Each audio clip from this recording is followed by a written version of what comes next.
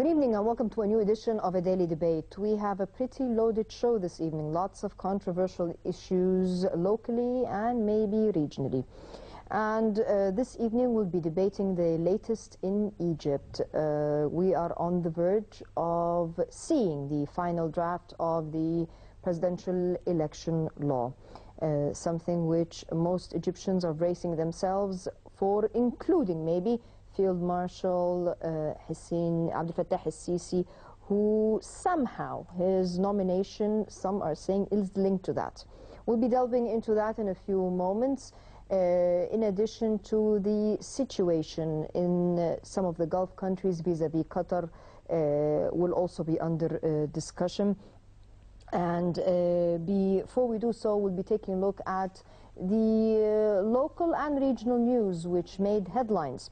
And starting off with the local one, the National Council for Human Rights that was entrusted with forming a fact-finding committee or a mission to delve into the events that pertain to the dispersal of the protesters, the pro-Morsi protesters in Rabaa on August the 14th, an issue which caused quite a lot of controversy, including the resignation of the former vice president.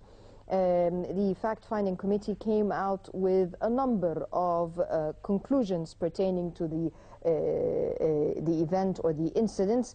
Highlighting the conclusion was the fact that they said that they blamed the Islamist protesters for the killing of the hundreds of protesters during the dispersal mission. With us on the phone is Mr. Sharif Azer, who is the Vice Chairman of the National Council for Human Rights. Mr. Azer, can you hear us?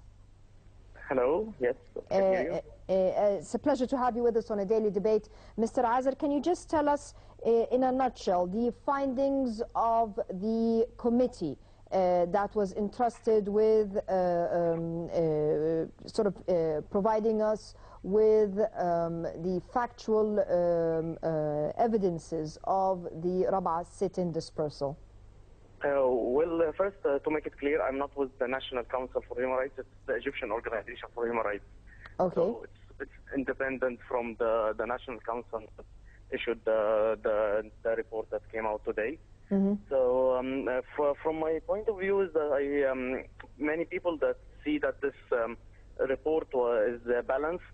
However, I can see it a bit more of contradicting more than balanced. So, like for example, I will at some point the report said that the dispersal of the Rabaa sit-in was in consistency with the international standards of human rights, while in another part of the report it says that the police didn't abide by some elements such as proportionality and necessity, so which is international standards of human rights. So I felt that at some point the report wanted to be balanced, but this affected its credibility in a bit, that it showed that there's some facts that would be contradicting. However, at the end, I feel like some of the recommendations might be very important, and it showed that there might be crimes that have been committed from both sides, from the protesters on the side, and from the police forces also who committed the violation. So I would recommend that this report would be sent to the investigation committee that is supposed to be working now, and to add it to its investigation and to come up with a cohesive and integrated report that would represent all the findings of the investigation committee also. Mr. Azer, you said that the report in the findings, they found both parties to be blamed. I heard the press conference and I did not hear this in the report. Where did you get it that they said that the police was in violation? In which part of the report was this the part stated? At some part that I read, it was clearly saying that the police didn't stick to the proportionality of the use of force. So this shows that the police was overusing force. You saw this in today's press conference? That was in the report itself. No, I'm sorry. I think you have some facts muddled up, because in the press conference today they highlighted the findings, and this was not within the findings. I didn't watch the press conference. I read the report. Well, maybe you should have referred to the press conference for factual, to make sure that factually... Well, actually, the report itself is more important to me. Well, we appreciate your input, Mr. Sharif Azza. Thank you very much for joining us. We'll be delving into that report so as to not cause a muddle-up in the minds of our viewers, but in a nutshell, the main highlights of the press conference this afternoon. The committee said that it was evident that some use of violence was used against the protesters, even to keep them within the sit-in, that some of the protesters, including women and children, were used as human shields in the event. That after 46 days of failed negotiations, the decision was taken in accordance with the law, and I have a committee of experts in that field in the studio who will be delving into that in a few moments. So thus, in accordance with the law, it was decided that a plan would be put forth to start the dispersal of this sit-in. The dispersal or the roadmap was put with a strategy by the Ministry of Interior, who was handling the event, and there were the use of live ammunition, unfortunately, was started from within the sit-in. This was in a nutshell the brief regarding the report, and we'll be delving into that in a few moments. Another issue which caused quite a stir maybe, and that is that the Egyptian lifted a ban on brokerage firms who from trading in foreign stocks, an attempt that is aimed at invigorating our trading cycle and our financial market. It's worth noting that this ban was imposed in 2012. Another issue which causing quite a tit for tat, which is the Egyptian Foreign Ministry had earlier issued a travel warning to Egyptians going to Libya in light of the latest escalation in violence, in which a number of Egyptians have lost their lives in sporadic shootings, and we'll be trying to get someone from the Foreign Ministry to comment on that as well. And finally, the issue with Qatar, which caused quite a lot of dispute with Egypt over the past few months, to the point that Egypt has withdrawn its ambassador from Doha since February. Well, it seems that the issue is no longer within the vicinity of Egypt, Qatar, but rather it has reached, or the scales of the conflict have spilled to other neighboring countries. Earlier in the day, Saudi Arabia, Bahrain, and the United Arab Emirates have taken quite a big decision. They have decided to recall their ambassadors to Qatar in what they claim to be, or they say, is a response to Qatar's interfering in their internal affairs, which they said is something unacceptable. We'll also try to get someone to comment on this issue from our foreign ministry. How does this reflect on Qatari-Arab relations? And unfortunately, we have reached a stage whereby we will have to say Qatari and Arab relations. This will also be under discussion. Before we do so, we'll go out to this short and brief report covering our election law, which should be coming out earlier next week. And it is said, as I had said earlier, that Major or Field Marshal Abdel Fattah el-Sisi is linking his nomination to the presidential elections with that election law. Is it true or not? We'll be debating that in a few moments. But before we do so, we have with us on the line former Egyptian Foreign Minister, His Excellency Minister Mohammed Arabi. Minister Arabi, can you hear us? Yes, of course. Your Excellency, in diplomacy, the fact that both the United Arab Emirates, Saudi Arabia and Bahrain have decided to recall their ambassadors, what does this signal? Well, I think finally they start, to bear their responsibility as a member of the Gulf Council, because, the Gulf Council is the umbrella which, gather all these Gulf states, including Qatar. Qatar proved that for the last period that is, working out of the orbit of this Gulf Council. That's Yes. why I was always suggesting that the Gulf Council should start, to try to shape the Qatari policy, which was, trying to destroy the Arab order lately.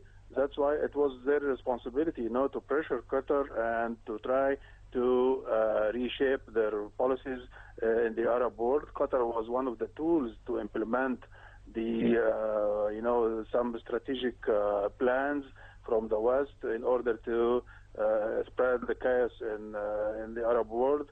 And of course, you still remember this words of Condoleezza Rice and the Greater Middle East and all this kind of plans. So that's why I think it was a very good step from the Gulf states.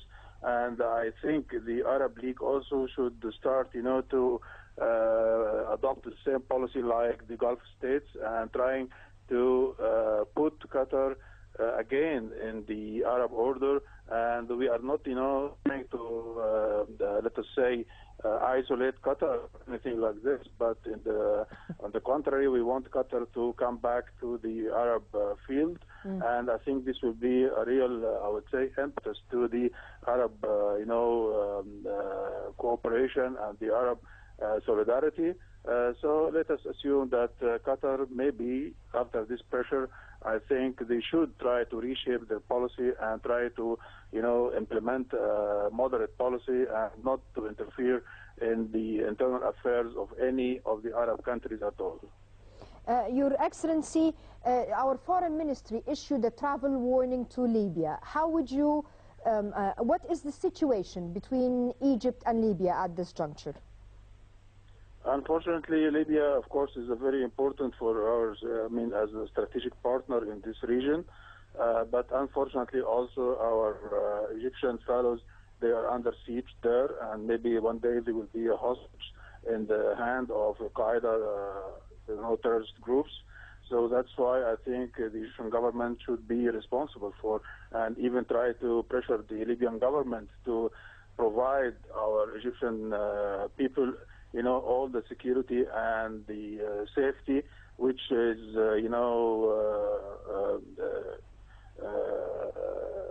offered by, or let us say, provided by the international law. So that's why I think we should try to do all our best, in order to guarantee the safety of our people in Libya. Your Excellency, Minister Mohammed Arabi, thank you very much for joining us on A Daily Debate. And we'll be taking a short break and continuing our debate, so please stay with us.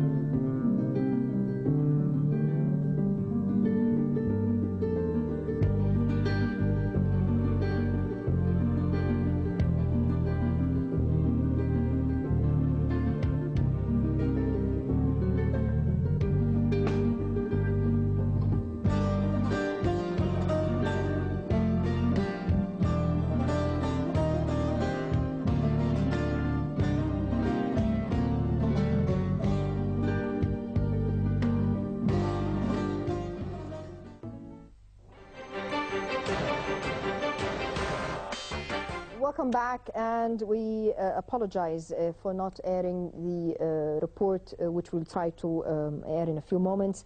With us in the studio to shed light on the latest in Egypt is Councillor Mu'taz Abu Zaid, Professor of Law. A pleasure to have you with us. Thank you. Good evening. With us also this evening is Dr. Ahmed Mehna, Professor of Political Science. A pleasure to have you with us as well. Gentlemen, if we can touch on the latest fact-finding statement that was issued by the National Council for Human Rights. How do you read this statement? In fact, before we start looking at the press conference and the report that was submitted by the fact-finding, we need to actually explain a number of factors when it comes to protesting. The Rabaa protest, or the Muslim Brotherhood, have violated a number of issues, including blocking roads, blocking services, acquiring weapons, smuggling weapons in, abusing people inside the Rabaa compound itself, and also causing a lot of harassment to the population around in the area. On top of that, the government has given, as you said earlier, more than 40 days of... 46 days, exactly, as was stipulated in the report. Actually, of negotiations. So I think the police force had to actually get involved with the assistance of the army to try to dismantle this, because it's blocking life in Nasser city and in Cairo as a whole. So up to this moment, we need to actually stand behind our government and the decision that was made to actually remove this completely. In terms of the press conference, I found that it puts in the Muslim Brotherhood in a lot of wrong in terms of acquiring weapons without licensing, forcing people to stay in the compound of Rabaa, harassing people on the road, blocking a lot of services, and also a number of footage of using brochures and letters against the army, trying to spy and exchange information with foreign entities, yes. Helping Al Jazeera to get into the compound and smuggle information, and on top of that, the hijacking of the TV 2 trucks that were found in there. So there's a lot of violation that actually puts Rabaa as a whole in the wrong. So I found the press conference has really explained a lot of issues that were really in dispute in front of the Egyptians, and I think we all behind that report. It's reflecting the truth. In terms of the proportional forces, I think no country can allow protesting and blocking services for more than 40 days. That's a lot. So I think the police force have abided by the law.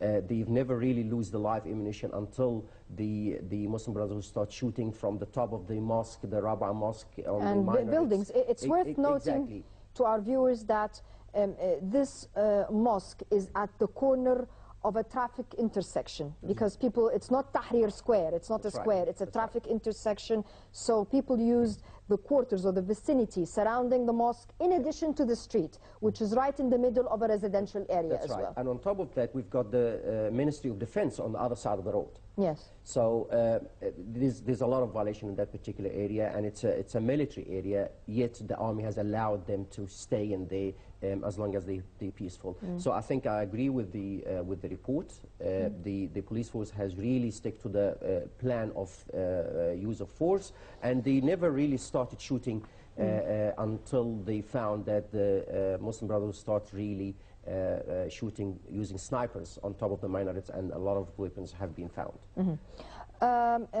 Councillor Abu Zaid, let me take this into a different direction. As Dr. Mehna just pointed out, right at the corner of that, facing that mosque, we have our Ministry of Defense. If we can equate it, this is like the Egyptian Pentagon. Would it be allowed in the United States, for example, or in France, or in any other country, a sit-in to be staged in front of the Pentagon of that country? Can this happen? No, of course not. Of course not. Not 46 days. Not just in France or USA. I think all over the world, in many countries, And also here in Egypt, when we put a certain law for organizing protesting, we say that, this sentence definitely, that there must be a space area or a free area in front of important establishment and military ones and police ones to be more safely. And also, I think it was synchronized with producing this law here in Egypt. An accident happened in USA that a woman, I remembered, made a strike or a protest, something like that, in front of a military or maybe the Congress in USA, and she was directly shot, and she lost her life directly without giving her a chance even for negotiations. So it's a fact in every country and many countries all over the world. This is number one. Number two, if the violence is intended in ending or terminating the protesting at Rabaa Square, so it can be happened from day one, from 27 or 28 June when they began their protests, but it was preferred, or it was intended to go through negotiation first before taking the decision of ending or terminating this protesting by violence. This is number one. Number two, of course, for mentioning the role of police, and they have some violence or making some harms or injuries for the protesters in Rabaa, I think it was not very clear to what extent how to judge the role of police in this operation, because firstly there was no law for organizing protests as we had recently. In August 2013 there was no law for protesting. This number one. Number two, in this sensitive time, and according to the public opinions in Egypt, it may be a coup, it may be a revolution. It was a sensitive decision and a sensitive position that was issued to end this protest. So I think there may be many comments and many objections about the role of police, but I think they also were excused for the pressure they were when we say the role of the police, the role of police is to provide security for the people. Yep.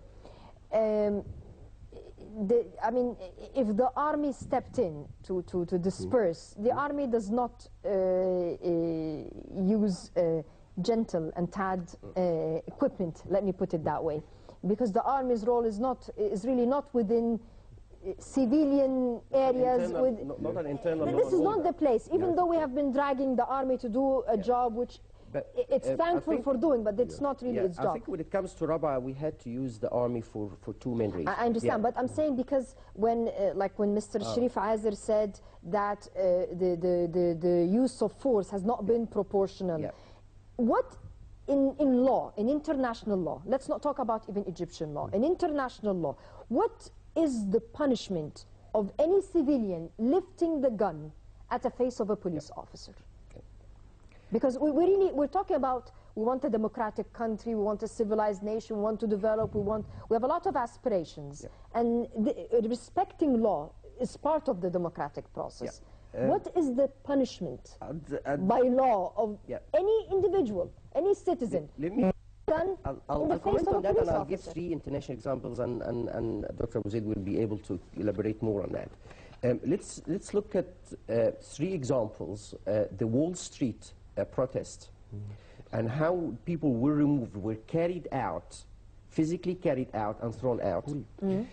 Secondly, the speech of the British Prime Minister when he said, when it comes to the Britain national security, don't talk to me about human rights. That's the second incident. A third incident, I lived in South Africa when they had to deal with the mining workers when they were protesting and they were physically thrown out. Yes. Now, I found, so looking at the three examples, I found two problems. Number one is the weakness of the Egyptian government in responding to the accusations. Now, South Africa was the main cause behind the removal or the suspension of the Egyptian role in the African continent recently, and South Africa uses live ammunition in the face of striking. I lived a few years, there is no point on that. As long as you step out of the red line drawn to you, where you have to protest, they'll shoot you. And we've seen on TV the Wall Street incident and the speech of the Prime Minister. So we need to look at how we respond to accusations. That's the issue number one. Number two, the involvement of the army has been really used or drawn in for two main reasons. Number one, to defend the Ministry of Defense, because it's our Pentagon, and we need the army. There was also information, solid information about the amount of weapons inside the compound of Rabaa, and we don't think that the police force had really the ability to deal with that. So I don't think the police force was able to deal with the... police force don't really carry... That's right, that's right. They're not RPGs and stuff. This is not really within the vicinity of a normal police force. And they're not allowed to shoot until they shoot on them first. Yes. So the first one that died on the scene in Rabaa was the officer on top of the truck by a sniper. But the problem is, forget about how the international perspective is looking at us, because this is not really the issue right now. The crux of the matter, when an Egyptian comes out and he undermines and he criticizes the role of the police. I mean, he is equating a police officer that is out there to defend us. He's putting him on an equal scale to someone that is standing in the middle of the road, blocking the road, standing in an area which is very, very vital, and scaring the hell out of people. I mean, he's a civilian, armed and terrorizing. I'll give you the main reason from my point of view. Number one is our ignorance of democracy. What does democracy mean? And what is the difference between democracy and chaos? What is the difference between freedom and chaos? So people now, when you talk to them, they carry guns and they can... I've seen people fighting with police officers physically. And now when you talk to them, they actually don't know their place. So we misunderstood what freedom is, we misunderstood what democracy is. And the cause for that, because we've been allowing the Western society and the Western media to invade our society and talk to them about democracy. Where is democracy in Hurricane Katrina, when millions of people were actually flooded with water and Bush visited them 4 days later? So in terms of human rights, it's actually a law that they try to implement on us or apply on us without actually implementing it in their own hands. So here is the role of the Ministry of Culture and the role of government is have to explain to people what is freedom, what is democracy. Freedom is not to stand a second line, a third line on the road. Freedom is not to do what you like. So we need to explain to people what freedom is and what democracy is, and we need to also explain to people, and here the issue of transparency. Explain to people what is it that we need to do, where our problems are, and give us time. So when people understand, they will not, as you said, equate themselves with the police force, because they have a license to carry weapons, and if you actually point out a gun at them, they'll shoot you. Isn't that the case in anywhere? Everywhere. By law, isn't can you really lift a gun in the face of a police officer? No, of course not. But I said before that it was a certain position, and I agree with Dr. Ahmed that it was hard to the police itself to end this protesting. And on another hand, the police is a civil army. And civil, and the word civil is very important, that we must differentiate between the police armies and the military armies. The military armies, short words and many bullets. But in the police armies, many words and short bullets. So I think it was totally in Rabaa Square was organized by the police. I think there was no interfere for the military army, and that was the certain rule of police. Was there unproportional use of force? Yes, of course. By the police? By the police. They used unproportional force? It's a measurement according to who was existing in the place. I can't judge from here. It must be viewed and it must be explained and it must be detailed how they can deal with this protesting. When a civilian lifts a gun, or not gun, but an arsenal in the face of police, what is police supposed to do? Of course, it's a crime. And before for the... Are they supposed to stand and just be mowed down? Or, no, for the police officer, before defending himself, and I agree with you that his function is to defend ourselves and put security in this society. He has another function to maintain the public order with all its elements. Was public order respected in Rabaa?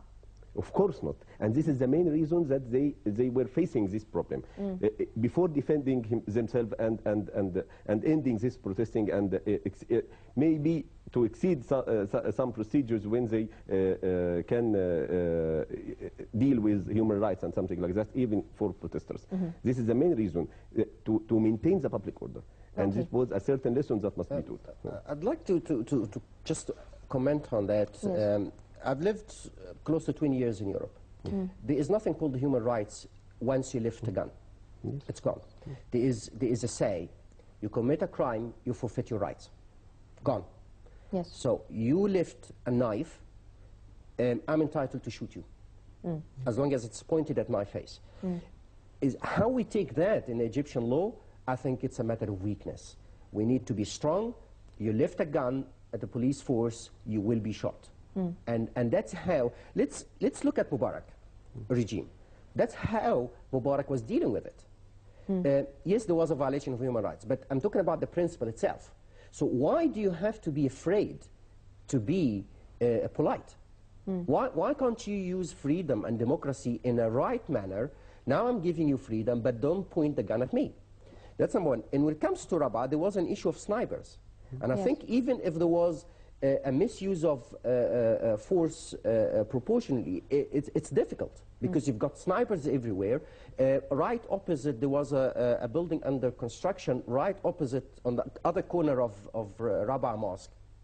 There were snipers in there, I think probably 4 And there or were 5. citizens in the vicinity of that That's area. right. So I think even if there was a misuse of force, I can't. I really can't. If somebody shoots 1 bullet, then I'll shoot back 1 bullet. I'm in a different situation, and it's 46 days. Okay. How long do you want me to stay? Gentlemen, we still have a lot to cover, and we'll be going out to a report, and while the report is on, let me ask you, or a question that raises itself. Some people are linking the nomination, the official nomination by Field Marshal Abdel Fattah al-Sisi. Some are saying that he was waiting for the election law. Do you think this is true or not? And he said that he will not turn his back, or he cannot turn his back on the will and wish of the Egyptian people. And maybe I will re-ask that question. Can he really turn his back? Because it seems that the people have spoken. And we'll be right back after this, so please stay with us.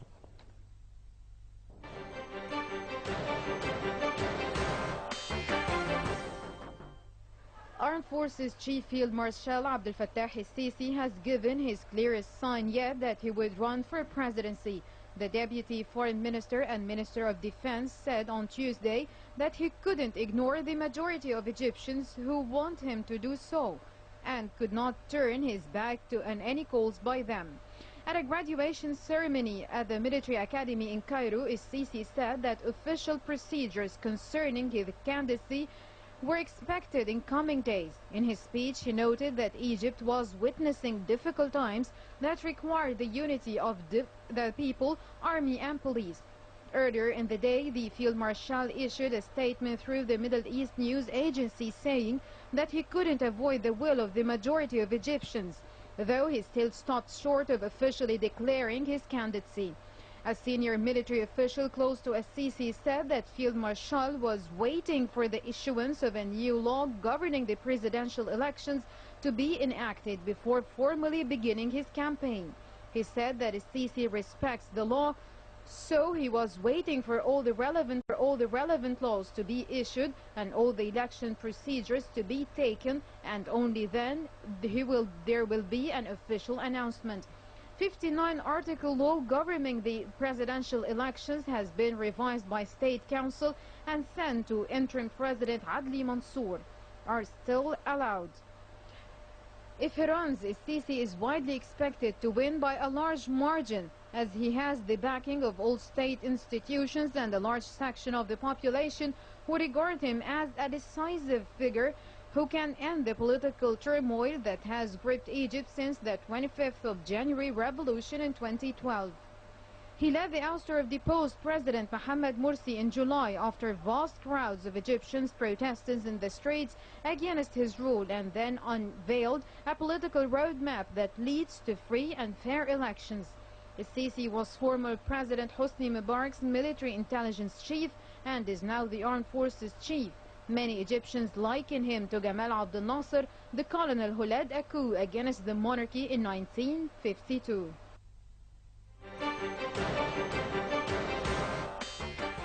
Welcome back. Gentlemen, Field Marshal Abdel Fattah al-Sisi, is he waiting for the election law or not, and can he really not run for the elections? From my point of view, I think he's waiting for the law, yes, but in order to assess the situation and try to weigh out the responsibilities towards the army and responsibility towards the national security and the internal security and the violation of people's rights and crimes, and the situation on a political sphere. And I think that's where he's trying to balance it out. If he nominates himself as a president, will he be able to deal with the national security issues and the army issues? I personally find that's going to be quite difficult. So I still think that he's not going to nominate himself based on the responsibilities at hand. And then secondly, I prefer him to remain the defense minister because that's really the backbone of the Egyptian nation at the moment. My worry is that if he steps into the political sphere, there will be an isolation or a gap between the two of them, and I don't think he'll be able to get involved more, and we're really not sure how to deal with national security issues. Of course, I agree with Dr. Ahmed, and I said we must make a reference for his speech that he said that it must be organized or waiting for law, because he is making some probabilities and calculations for his military position and his decision to be a nominee for the presidential race. And I think it will be very better to remain as himself as a Minister of Defense. This will be more attached to the interest of this country, I think. Is there anything that you gentlemen are concerned about in the election law? I know we have not seen the full draft yet. I mean, bits and pieces have been sneaked. I have read the draft. I'm happy with it. There's only one point that I'm really finding a violation of certain rights to Egyptians that are really sincere and love Egypt. The people, the expatriates that have dual citizenship. A lot of people have been excluded totally, such as Zuhail and Elbaz, etc., by the issue of the dual citizenship. The people that have dual citizenship are not really less patriotic than the ones that we hear. We found that most corrupted people in Egypt are actually Egyptians from a father and mother Egypt. So it's not really an indication of patriotism. So you think it lacks... Yeah, it generalizes. Yes. That's number one. I found a suggestion, and I submitted to some people that might really use it in the amendments, is that if people have dual citizenship, allow them to withdraw or waiver that citizenship and return to the Egyptian passport, and give them, let's say, 10 years. You have to stay in Egypt 10 years without that foreign citizenship, and I'll allow you to join. But you can't exclude people totally. And I also want to stress why people have... I'm one with the dual citizenship. It's because so you want Trump for the elections and you're upset. No, but the point is, it's actually a generalization, because we're losing somebody like Zuhail. But let me play the devil's advocate here, sure. Okay? In some instances, for example, in some countries, you stand and you take an oath when you, yes. For example, in the United States, for example, yeah. you take an oath that your patriotism and your nationalism and loyalty to the country, your loyalty will be towards towards America. Ways, yeah. America, for example. Not only that, but you also pledge not to hold another passport. No, but that's not the case in most countries. I think I'm Germany, talking about because you used the case of Elbaz and Ahmed Zuhail. So I'm telling you, in the case of, because they have an American passport. That's right. In their case, they pledged, they took an oath to relinquish their Egyptian